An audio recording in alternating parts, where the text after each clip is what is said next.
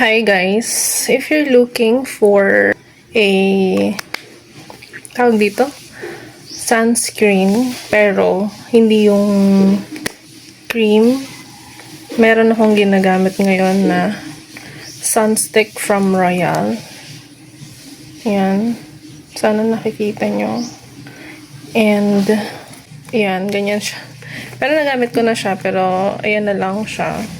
Pero ang technique dito, kasi pwede siyang maputol. Dapat konti lang yung ilalabas natin na ganyan. Tapos i-glide lang natin na ganyan. Parang yung mga foundation na stick. Tama ba? Ganyan lang siya.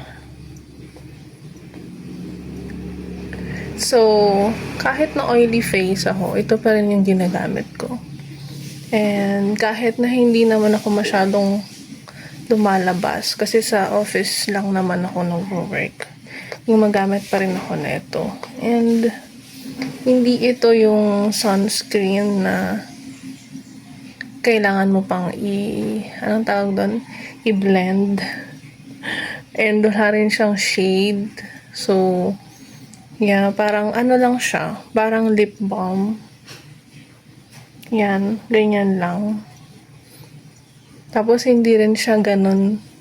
Hindi rin siya magaspang. Talagang, maano lang siya. Madali lang siya i-glide mo lang siyang ganyan.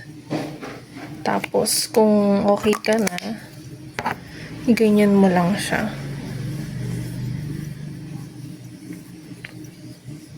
Hindi mo na siya kailangan i-blend. Wala ring white cast kasi hindi naman siya kulay white. Ayan. Oh, diba? Parang wala namang nangyari pero protected ka na from the sun. Sobrang init ngayon. Tapos meron siyang SPF 50+, PA+++++. So this is Sunstick Multi Balm from Royal. If you want to buy something like this, meron tayong yellow basket dyan. And you can click that para mapunta tayo sa link.